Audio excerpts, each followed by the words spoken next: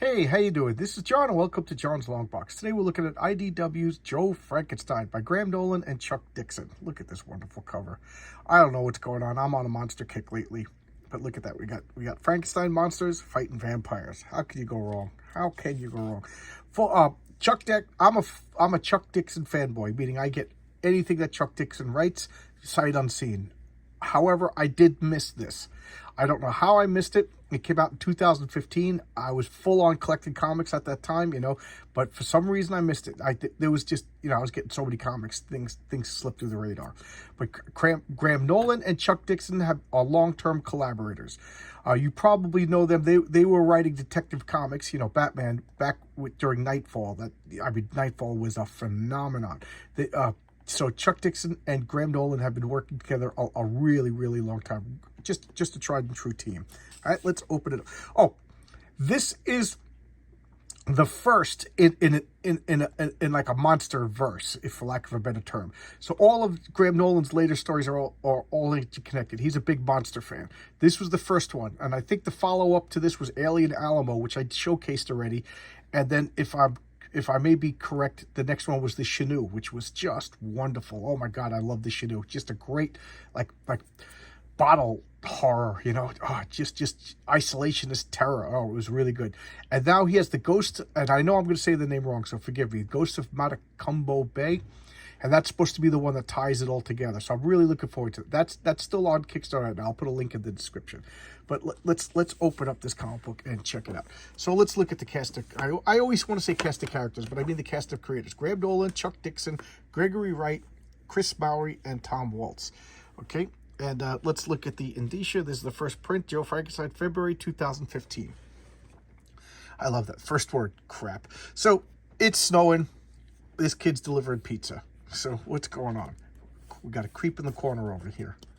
Creep in the corner. And the creep in the corner is just observing. So he's ringing the doorbell, and it's just like every bad porno movie. Pizza delivery guy, sexy chicks. And I love what she says. He's finally here. At least we can eat. And she's like, let the boy in, girls. And he's like, whoa, you girls must be hungry. And she's like, you have no idea. Put it on the table. And he's like, why am I putting the pizza on the table? What's going on here? And they're vampires. Don't you hate when that happens? You think you're about to get the lovey-doveys, and all of a sudden it's vampires. Oh, God. And they're going to attack him and boot to the door. Look at this guy. Like, who's this guy? Oh, he's tasty. He's tasty. Let's get him. And stake to the heart. You're too late. You give love a bad name. Same thing happens to her. 2 for 1. This one attacks him, and I love that. He hits her in the face with the pizza, and the garlic just burns her face. Death's my pepperoni. And he takes him out. He's dispatching them all. Look at the agony. He's just looking around. The kid's freaking out. He's like, who are you? My name's Joe Pratt. He's like, and the bones are, the flesh and organs are dissolving, just leaving the skeletons. He's like, that's not your true name, nor does it reflect your unique lineage. He's like, what are you talking about? You and I share an unusual history. One could make the argument that we're related. There's more to this world than you could see. He's like, take my hand and learn the truth, Joe Pratt. Joe Pratt never existed. You have always been Joe Frankenstein. Da-da-da. Look at that reveal. So this is Frankenstein's monster. And this is, I don't know if it's the last descendant of Frankenstein, Victor Frankenstein, the scientist. And, he's out protecting the lineage. He considers them his relatives. So that's what he does. He hangs out and he watches. And this is the last living relative of Frankenstein. He's like, here, take this cell phone. He's like, oh, cool, a cell phone? Yeah, but it only calls me. And there he goes. He goes to, goes back to his job. He's like, you forgot to get the money, you're fired. How does he explain that he was attacked by vampires and saved by Frankenstein monsters? So he's gone. He goes to his girlfriend's house, and she's like, oh, we could go out now. He's like, I got no money, I didn't get paid. Because we could sit here and watch TV like with my parents. So he gets dumped by his girlfriend. What a night! What a night! And if that's not bad, slams the door. He gets hit by snow. Just sad sack. And he's just like, what a great day. And what are you gonna do? How are you gonna explain that? You got attacked by vampires and you got saved by a Frankenstein monster. So now he's going home. Meet family woes. These are the people that adopted him. So far, they're not bad, it's not like it's not like a Harry Potter situation. And he calls Frankenstein, and she's like, "You survived." It's like, "I need to use your phone." He's like, "That's right." He's like, "All right, we'll call." And what happens? It's a vampire girl, so he already made the call for Frankenstein. And look at these people. It's like, this one guy survived. He saw this. We need to deal with. I don't know why. So this guy, I don't know who it is. I only read first issue. I read the first issue, and then I'm doing a showcase. So there's 4-issue series. So I don't know. I'm assuming this guy's like Lord of the Vampires. Maybe that's Dracula himself. The brides of Dracula. And he's like, I love this. He wakes up. The little kid's like, "Mom wants you to wake up. Where'd you get the cell phone? Blah, blah, blah, blah, blah." He's like, "Maybe it was a dream. Maybe it was a dream." And "What's up, Joey?" And, he's falling asleep in school because he's been up all night. He doesn't want to eat. He's fumbling in gym class. And he goes outside, and there's a limo waiting for him. He's like, "What's going on?" He's like, "Joe Pratt." He gets in, and it's Frankenstein. He's all cool. I like this. Apparently Graham, God, I can't even speak. Apparently Graham read Frankenstein. Most people are only familiar with Frankenstein from the movies, and the movies are great, no problems there. But if you read Frankenstein, Adam, which was what he named himself, the creature, was a genius. He was an absolute genius. He taught himself to read by watching a family. He lived under their steps. He was the creep under the steps. He watched the family, and he learned to read, and he learned to speak by observing, and only like a few weeks. He's an absolute genius. So given that this is, 200 years later? I forget the exact time frame of Frankenstein. So he has a fortune. He has inventions. Just apply genius over a century or two. It's going to amount to something. So this Lord of the Vampires is meeting all the other vampires. And what's he doing? He's shooting them with wooden bullets. Now, Graham is a man's man. He's a tough guy. I don't know. Are wooden bullets feasible? Would they shatter? I don't know. But you know what? It's a cool idea. Wooden bullets, it kind of like makes you equalizes the vampires. You know what I mean? Like if wooden bullets can actually operate and not shatter, like that's what I would imagine that they would shatter. But whatever. That would just be an ultimate vampire killing weapon. I love when people use logical steps to solve problems in a metaphysical world. So cool. Wooden bullets. Why didn't anybody think of that before?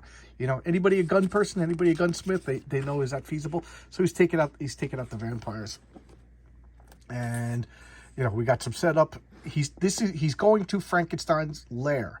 So he sees this creepy abandoned building. It's all industrial industrial, old, decayed, everything. And then awesome, wealth and luxury, So if you were to casually break into Frankenstein's lair, you would leave. It's an old abandoned factory, but then the inner sanctum is wealth and everything. It's so cool. I like it.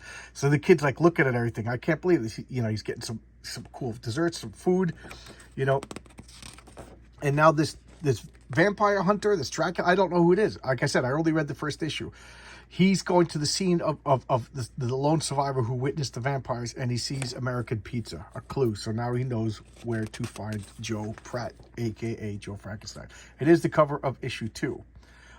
Vampire, what is this? Zombies vs. Robots? As you can tell, I really like this. I mean, I just read the comic, and then I said, I'm showcasing this for today.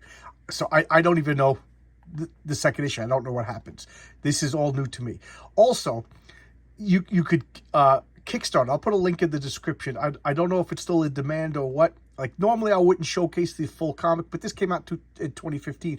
But it's up again. It's available. You could get Joe Frankenstein. It's Graham Nolan's Indiegogo. It's on Indiegogo now. I think it's in demand. You can still pick it up. So I got the 4-issue series. I also got the Indiegogo series. I don't know. I just like to support guys. Graham's a cool guy. He doesn't know me. Full disclosure, he has no clue who I am. I never met the man. I had one Twitter interaction where I said, "Hey, I thought I saw you in this." And he's like, "No, that wasn't me. He was in another state." So there's another handsome fellow who looks like Graham Nolan walking around in my area. But anyway, I'm being silly, but I digress. Focus, Joe Frankenstein. So I don't know what's going on with me. if you watched my channel, I've been doing this now 2 years. I can't believe it's been 2 years. You'll notice that I started out saying like I wouldn't touch horror and monster comics with the 10-foot pole as a kid, but nowadays it seems like the comics that I'm getting really excited about and really enjoying are monster comics. You know, I don't know what's going on. I love Wolf and Batsy, the mythicals. I just had a talk with Hojo about the mythicals. That's about an occult organization with a witch and a vampire. I don't know what's going on, but I'm really digging monster comics these days. Maybe that's the zeitgeist. I don't know. Maybe I've getting overwhelmed by the zeitgeist of America. But I digress. Graham Nolan is a great storyteller. Visual storyteller. You could take the words out of this comic and you could follow it along. I mean, you get the gist of the story. He's excellent. Just a true professional. I could gush for another 20 minutes. And once I feel like I start to repeat myself, it's time to stop the video. But I'll put the links in the description. Check him out. You know, Grant, he's a professional. I started collecting Batman on his comics. It started when I first started collecting Batman. It was Jim Aparo and Mike W. Barr. And very soon after that, it was Chuck Dixon and Grant and Graham Nolan. I said Grant, but Graham Nolan. You know, so I've been a fan of theirs before I even realized I was a fan of theirs, if that makes any sense. So there you go. Thanks a lot, everybody. I'll see you tomorrow with another video.